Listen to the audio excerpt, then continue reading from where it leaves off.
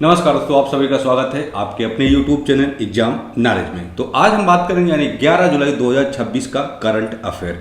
तो आपको सबसे पहले भी हम बता चुके हैं कि हमारी जो डेली बेसिस की जो करंट अफेयर की जो क्लासेस होती है वो बहुत ही महत्वपूर्ण क्लासेस होती है। तो प्लीज़ आप लोगों से रिक्वेस्ट है कि डेली बेसिस पे आपसे 15 से 20 मिनट निकालिए और हमारे जो करंट की जो क्लासेस होती है उनको आप बहुत अच्छे से समझिए और देखिए कि आप जितने भी एग्जाम कम्पिटिटिव एग्जाम की तैयारी कर रहे हैं, हम दावे के साथ कहते हैं कि हमारे बहुत से पढ़ाए हुए क्वेश्चन जो करंट अफेयर के वो आपको जरूर मिलेंगे। ठीक है, तो चलिए शुरुआत करके देखते हैं कि हमारा जो पहला क्वेश्चन है वो कौन सा है। ठीक है, तो हम बात करते हैं जैसे कि हाल ही में उत्तराखंड का उल्लास कार्यक्रम के तहत देश का कौन सा पूर्ण साक्षर राज्य जो है वो बना है। ठीक है, तो देखते हैं कि यानी कि उत्तराखंड का जो उल्लास एक कार्यक्रम था, वो कार्यक्रम जो है देश का कौन सा पूर्ण साक्षर राज्य जो है वो बना है। ठीक है, तो हम देखते हैं कि इसमें जैसे कि ऑप्शन जो है वो टोटल कितने हैं, 4 ऑप्शन। तो हम देखते हैं इसमें सही ऑप्शन कौन सा है। सही आंसर की बात करते हैं, इसका जो सही आंसर होगा वो होगा हमारा ऑप्शन नंबर सी, यानी कि छठा।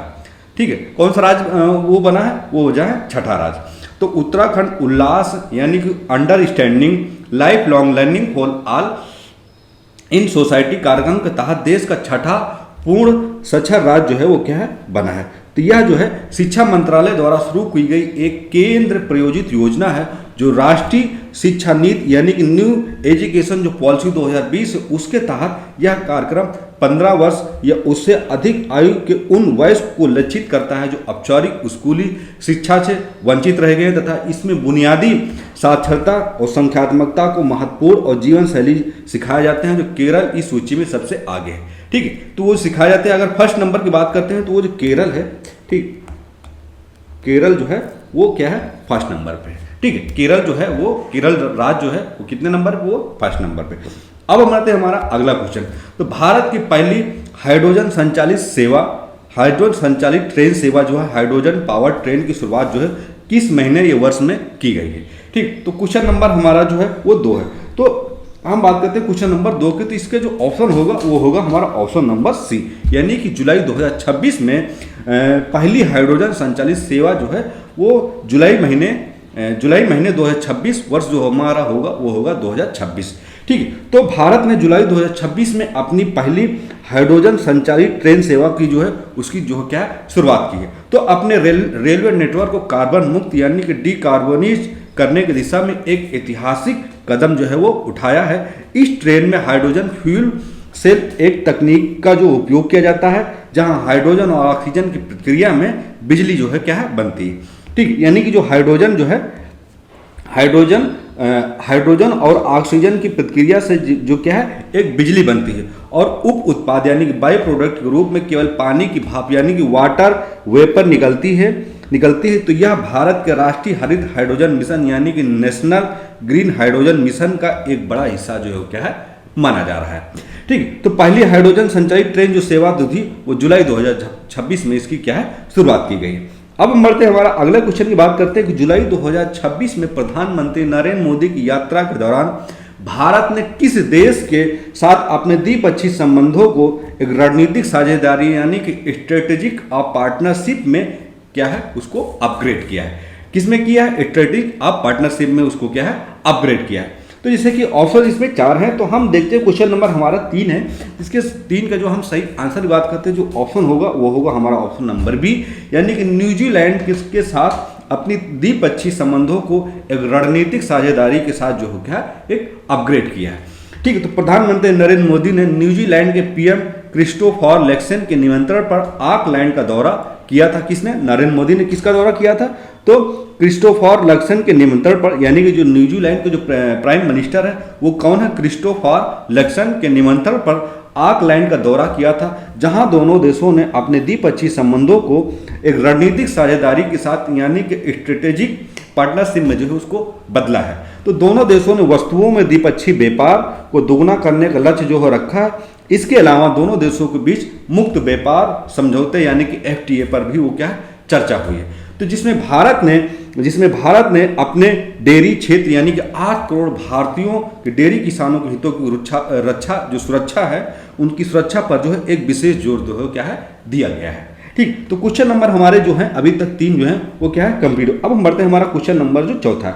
तो हाल ही में चर्चा रहा है पैक्स।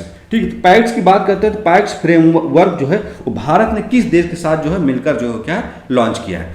पैक्ट की हम बात करते हैं तो इसमें क्या है, 3 ऑप्शन है, ठीक है। एक ऑप्शन याद नहीं, याद से उसको टाइप करना भूल गए, ठीक। तो जैसे कि इसमें ऑप्शन जो है कितने हैं, 3 ऑप्शन है, ठीक है। चौथा ऑप्शन जो इसमें रहेगा, ठीक है, ऐड कर देते हैं, चौथा ऑप्शन जो रहेगा वो रहेगा फ्रांस, ठीक, फ्रांस।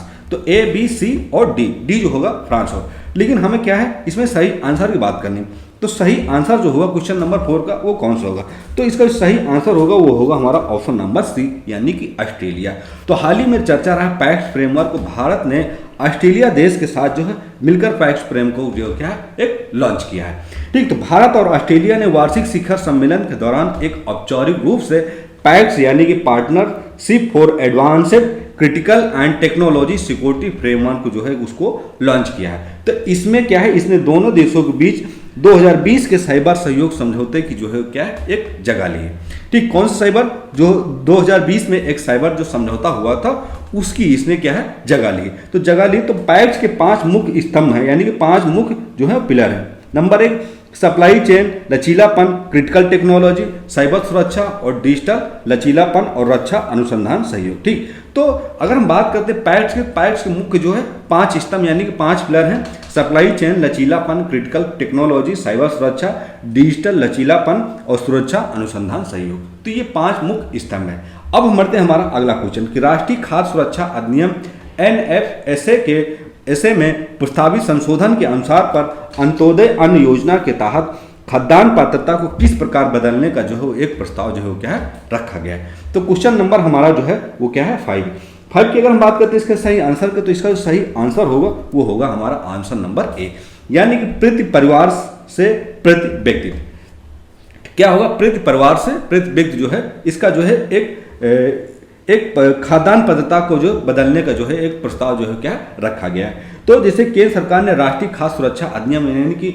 नेशनल FSA द्वारा जो है एक जो 2013 में संशोधन के एक प्रस्ताव जो है वो क्या है रखा गया। तो इसके तहत जो है अंत्योदय जो अन्न योजना थी उसके पात्रता को वर्तमान में 25 किलोग्राम प्रति परिवार को प्रति माह से बदलकर 7 किलोग्राम प्रति व्यक्ति प्रति माह जो है वो कर दिया गया। तो अधिकतम 35 किलोग्राम प्रति परिवार पर सीमित करने का जो है एक प्रस्ताव रखा गया। सरकार का तर्क है कि इससे छोटे परिवार से और बड़े परिवारों के बीच जो है एक राशन वितरण की जो एक असमानता दूरी हो वो क्या है दूरी कम होगी। हालांकि कुछ राज्यों जैसे तमिलनाडु, केरल ने इस पर जो है क्या है एक चिंता जताई है, ठीक है। अब हम बढ़ते हैं हमारा अगला जो क्वेश्चन है कि हाल ही में हैप्पी सिटी इंडेक्स 2026 का हैप्पी सिटी इंडेक्स 2026 में शीर्ष में 10 जगह बनाने वाला एकमात्र भारतीय शहर जो है वो कौन सा है। तो हैप्पी सिटी इंडेक्स की अगर हम बात करें 2026 में तो एक जगह बनाने वाला एकमात्र भारतीय शहर जो है वो कौन सा है। तो ऑप्शन नंबर जैसे कि इसमें 4 ऑप्शन है, तो हम इसमें ये देखेंगे इसका जो सही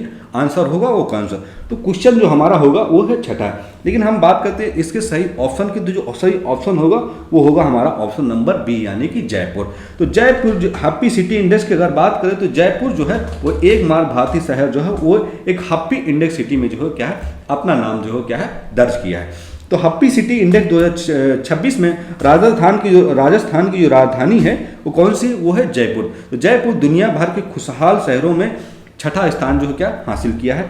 अब यहाँ पे ये चीज़ याद रखना है कि जो स्थान जो हासिल किया है वो 6th स्थान है, ठीक। कौन सा छठा स्थान जो है क्या हासिल किया है। तो जयपुर इस इंडेक्स के टॉप 10 शहरों में जो है क्या शामिल होने वाला एकमात्र भारतीय शहर बनकर जो है क्या है उभरा है। तो यह रैंकिंग नागरिकों के जीवन स्तर, पर्यावरण, सामाजिक सुरक्षा और खुशहाली के मानकों पर क्या है आधारित की जाती है, ठीक है। तो यह रैंकिंग किसके आधार पर, यानी कि जो जीवन स्तर होता है, जो पर्यावरण होता है, जो सामाजिक सुरक्षा होती है और खुशहाली मानकों के आधार पर यह रैंकिंग जो है क्या है तय की जाती है। अब हम बढ़ते हैं हमारा अगला जो क्वेश्चन है केंद्र सरकार द्वारा अधिसूचित EPFO 3.0 सुधार योजना का मूल उद्देश्य है वो क्या है। यानी कि हम बात करते हैं यानी केंद्र सरकार द्वारा एक अधिसूचित EPFO 3.0 जो है एक सुधार योजना का जो मुख्य जो उद्देश्य है वो क्या है। तो क्वेश्चन नंबर हमारा जो है वो क्या है 7। तो इसका जो सही आंसर होगा यानी कि ऑप्शन की बात करते हैं वो है हमारा ऑप्शन नंबर बी, यानी कि EPF निकासी को तेजी और पूरी तरह से डिजिटल बनाना जो है वो 3.0 की योजना का मुख्य उद्देश्य हो क्या है माना जा रहा है। तो कर्मचारी भविष्य निधि संगठन यानी कि EPFO ने EPFO 3.0 जो हो क्या है पेश किया है। इस डिजिटल सुधार योजना का मुख्य उद्देश्य है कि भविष्य निधि यानी कि EPF की निकासी यानी कि विड्रॉल और दावों कि निपटान की प्रक्रिया जो हो पूरी तरह से यानी कि पेपरलेस और डिजिटल प्रक्रिया से जो हो क्या है किया जाए और बेहद तेजी से ये क्या है बनाना, ताकि खातेदारों को दफ्तर के चक्कर ना काटने पड़े और जो वहां पर प्रक्रिया है उस चीज से उनको छुटकारा मिले। ठीक है, अब हम बढ़ते हैं, हमारा अगला जो क्वेश्चन है, क्वेश्चन नंबर हमारा जो है वो है 8। तो भारतीय संविधान के किस अनुच्छेद के तहत सांसद को, ठीक है, सांसद को सर्वोच्च न्यायालय या उच्च न्यायालय के न्यायाधीशों को हटाने की प्रक्रिया का अधिकार जो है क्या प्राप्त है? तो भारतीय संविधान के अनुसार अगर हम बात करते हैं तो अनुच्छेद यानी भारतीय संविधान का ऐसा कौन सा अनुच्छेद है जो सांसद को सर्वोच्च न्यायालय या उच्च न्यायालय के न्यायाधीशों को हटाने की प्रक्रिया जो है वो एक अधिकार प्राप्त होता है। ठीक है, तो क्वेश्चन नंबर हमारा 8 है। तो हम 8 की बात करते हैं तो इसका जो सही आंसर होगा वो होगा हमारा ऑप्शन नंबर बी, यानी कि अनुच्छेद जो 24(4) जो है उसके तहत जो है वो सर्वोच्च न्यायालय उच्च न्यायालय के न्यायाधीशों को हटाने की प्रक्रिया जो है क्या सम्मिलित है हमारे भारतीय संविधान में। तो हाल ही में अगर बात करें तो न्यायाधीशों की इस्तीफा और हटाने की प्रक्रिया खबरों में रही, तो संविधान का अनुच्छेद 124(4) जो है संसद को यह शक्ति देता है कि वह साबित कदाचार यानी प्रोवेट मिसबिहेवियर या अक्षमता यानी इनकैपेबिलिटी के आधार पर सुप्रीम कोर्ट के न्यायाधीशों को पद से हटा सकें। ठीक, किसके आधार पर? यह जब साबित हो जाता है कदाचार, मिसबिहेवियर या अक्षमता यानी इनकैपेसिटी के आधार पर सुप्रीम कोर्ट के न्यायाधीशों को जो है पद से हटाया जा सकता है। यह प्रक्रिया अनुच्छेद 218 के तहत उच्च न्यायालय यानी कि हाई कोर्ट के न्यायाधीशों पर समान रूप से लागू होती है। संविधान में हटाने के यानी कि रिमूवल शब्द का जो प्रयोग जो हो वो क्या किया गया है, महाभियोग की अगर हम बात करते हैं तो इम्पीचमेंट जो है क्या नहीं है। ठीक है, अब हम बढ़ते हैं हमारा अगला क्वेश्चन है, भारत किस प्रसिद्ध सूचना प्रौद्योगिकी यानी कि IT पहल योजना ने WSI prize world summit on the information society जो हो क्या है जीता है? ठीक है, तो हम बात करते हैं क्वेश्चन नंबर हमारा 9 है। 9 के अगर हम सही आंसर की बात करते हैं, इसका सही आंसर होगा वो होगा हमारा ऑप्शन नंबर बी, यानी कि समुद्र ग्राम पहल, यानी कि समुद्र ग्राम पहल जो है एक IT पहल योजना के साथ जो है ये world summit on the information of society जो है क्या जीत हासिल की। तो भारत की समुद्र ग्राम पहल जो है ये सूचना समाज पर एक विश्व शिखर सम्मेलन यानी कि WSIS प्राइज जो है वो क्या है जीता है। इसे एक्शन लॉयन 6 इन बिल्डिंग इन्वायरमेंट श्रेणी में जो है ये एक अंतर्राष्ट्रीय सम्मान जो है क्या दिया गया है। तो यह ग्रामीण क्षेत्रों में सूचना और प्रौद्योगिक डिजिटलों को उपकरणों क्या है माध्यमों को बढ़ावा देना और समावेशी विकासों को बढ़ावा देने की प्रक्रिया जो है भारत की प्रतिबद्धता को क्या है ये दर्शाता है। ठीक है, अब हम बढ़ते हैं हमारा अगला क्वेश्चन यानी कि लास्ट क्वेश्चन हमारा करंट अफेयर यानी 11 जुलाई 2026 की बात करते हैं। तो भारत का अग्रणी सार्वजनिक AI सुपर कंप्यूटर यानी कि एरावत जो है वो PSA कहाँ स्थित, जिसने टॉप 500 2026 के एक वैश्विक सूची में अपनी स्थिति जो है क्या बनाए रखी हुई है। ठीक है, तो क्वेश्चन नंबर हम बात करते हैं, क्वेश्चन नंबर हमारा जो 10 है, अगर हम सही आंसर की बात करते हैं तो ये जो होगा हमारा ऑप्शन नंबर बी, यानी कि CDAC यानी कि पुणे में है। तो भारत का सबसे बड़ा और अग्रणी सार्वजनिक AI सुपर कंप्यूटर क्लस्टर जो है वो एरावत पुणे में स्थित है। कहाँ पर स्थित है? वो एरावत पुणे में स्थित है। Centre for development of advances computing में स्थापित वर्ष 2026 के एक वैश्विक टॉप 500 सुपर कंप्यूटर की सूची में इसने भारत के सबसे तेज से AI सिस्टम के रूप में अपना स्थान जो हो क्या कायम रखा। तो यह एक जटिल और पैरेलल कंप्यूटिंग और AI रिसर्च मॉडल को प्रोसेस करने में जो है सक्षम रखता है। ठीक है, तो आज यानी 11 जुलाई 2026 का हमारा जो करंट अफेयर था वो फाइनली क्या है कंप्लीट हुआ। तो प्लीज़ आप लोगों से रिक्वेस्ट कि हमारी जो क्लासेस होती है करंट की या जो भी क्लासेस होती है प्लीज़ आप लोग उनको लाइक करिए, हमारा जो चैनल है एग्जामिनर उसको सब्सक्राइब कर अपने दोस्तों को भी शेयर करिए और कमेंट जरूर करिए। कमेंट करके बताइए हमारी जो क्लासेस हैं वो कैसी चल रही है। ठीक, फिर हम मिलेंगे नेक्स्ट क्लास के साथ।